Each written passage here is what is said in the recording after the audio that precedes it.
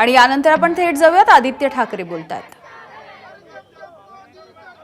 असंख्य तरुण तरुणी दिल्लीच्या रस्त्यावर उतरले आणि हे सगळे जे देशाचं संसद भवन आहे, जिथे एकेकाळी लोकशाही असायची, त्या संसद भवनाच्या दिशेने मोर्चा काढू लागले होते। आणि हे सगळं आम्हाला वाटलं होतं की कोणीतरी प्रधानमंत्री कदाचित लोकांना भेटत नसतील किंवा प्रेस कॉन्फरन्स घेत नसतील, पण एक तरी मंत्री येऊन पुढे ह्या 20 दिवसात बोलला असता किंवा आत्ता तरी कोणी चर्चेला पुढे आलं असतं। आपल्याला आठवत असेल, अण्णा हजारे जेव्हा बसले होते तेव्हा मनमोहन सिंग साहेबांच्या कॅबिनेटमधून 5 मंत्री, एक नाही 5 वेगळे मंत्री चर्चेला पुढे गेले होते। स्वतः विलासरावजी होते, अनेक मंत्री होते आणि सातत्याने विरोधी पक्षाशी चर्चा करत होते। अण्णा हजारे मूव्हमेंटच्या मागे जी भाजप होती त्यांच्याशी चर्चा करत होते। ह्या सगळ्यांशी चर्चा करण्याचा प्रयत्न होता। पण कालच आपण भयानक चेहरा पाहिला, तो म्हणजे ह्या भाजपच्या राजवटीचा।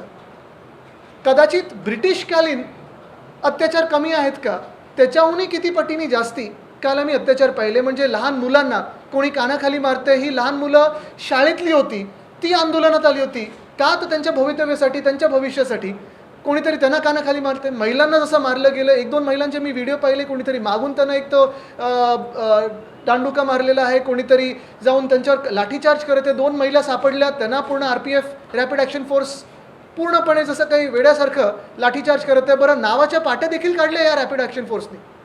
म्हणजे तुम्ही भारतीय नागरिकांवर, तुम्ही हिंदुस्थान्यांवरच लाठीचार्ज जो केला, एवढा भयानक केला, अमानुष्य केला की तुम्हाला कुठेही संवेदनशीलता नाही आहे की कोणासाठी आंदोलन होत आहे।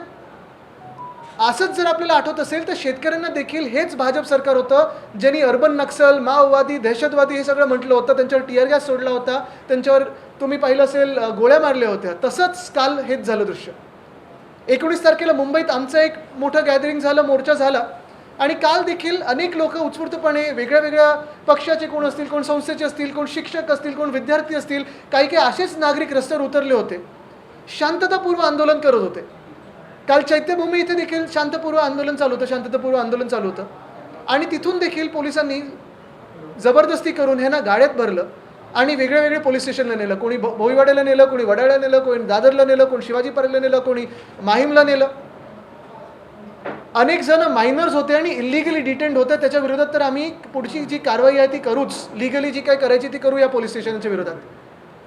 पण काल आमचे सगळे सहकारी, मग त्याच्यात अर्थात सागर देवरे आहेतच, साईनाथ आहे, आमचे आमदार महेश सावंतजी असतील, सूरज असेल, हे सगळेच धावून गेले आणि ह्या सगळ्या विद्यार्थ्यांना, ह्या सगळ्या तरुणांना पोलीस स्टेशनमधून सोडेपर्यंत निशिकांत शिंदे होते, हे सगळे तिथे थांबले होते।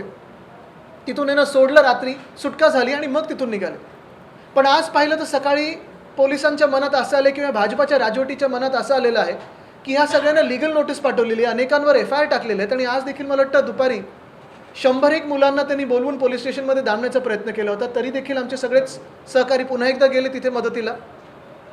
आज आम्ही जाहीर करत आहे की जिथे जिथेही महाराष्ट्रात आंदोलनं ह्या विषयासाठी होत आहेत, मग नीटच्या विद्यार्थ्यांसाठी होत आहेत, तरुणांसाठी होत आहेत, सोनम वांगचुक यांच्यासाठी होत आहेत, अभिजित दिपकेसाठी होत आहेत, आम्ही एक ईमेल ID निर्माण केलेला आहे, शिवसेना UBTlegal@gmail.com, शिवसेना UBTlegal@gmail.com। आपण सर्वांनी, ज्या कोणी ह्या विषयापुरतं, मग त्याच्यात सोनम वांगचुकचं उपोषण असेल, अभिजित दिपकेचं उपोषण असेल, दिल्लीत जे काल प्रकार घडलेला आहे ते असेल, ह्याच्या विरोधात जे कोणी आंदोलन करते, शांततापूर्व आंदोलन करते, तुम्हाला जर नोटीस आली, तुम्हाला जर FIR टाकली गेली, तर ह्या ईमेल ID वर संपर्क करा, आम्ही तुमच्यासोबत आणि तुमच्यासाठी उभे राहू। असंच मी ह्या राज्यातल्या तमाम पक्षांना, विद्यार्थी संघटनेना आणि खास करून ॲडव्होकेट्सना अपील करत आहे की आपण सगळ्यांनी ह्याच्यात एकत्र येणं गरजेचं आहे।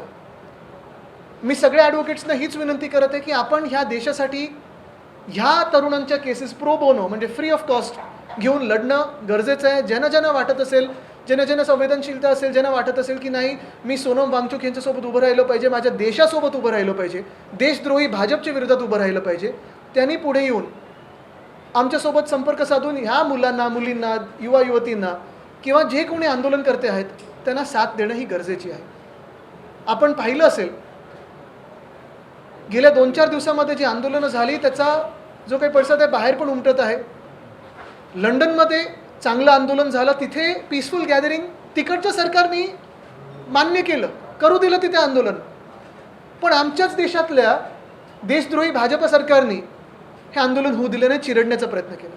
नेदरलँड्समध्ये तसंच आंदोलन झालं. जगभरात अनेक ठिकाणी भारतीय जे आपले आहेत, हिंदुस्थानी जो डायस्पोरा, जे मोदी साहेब त्यांना भेटत असतात सतत, हे येऊन तिथे आंदोलन करतायत. शांततापूर्व होतं, कुठेही काही त्रास नाही आहे, तिकडच्या लोकांना त्रास नाही आहे. पण इथे तरुणांसाठी कोणी लढत असेल, इथे कोणी शिक्षणासाठी लढत असेल, तर भाजपला हा त्रास होतो. आणि ह्या गेल्या 20 दिवसामध्ये आपण अजून एक गोष्ट पाहिली असेल, अनेक विद्यार्थी संघटना आपापल्या परीने ह्याच्यात आंदोलनं करत आहेत. मग युवा सेना करत आहे, NSUI करत आहे, इतर सगळ्या ज्या विद्यार्थी संघटना आहेत त्या रस्त्यावर उतरल्यात. फक्त एक विद्यार्थी संघटना गायब आहे. ती नुसतं कॉलेजमध्ये मारामारी करायला, दमदाटी करायला, घुसून कोणाला ते ठोकायला जातं, पण विद्यार्थ्यांचा प्रश्न असला तर जात नाही.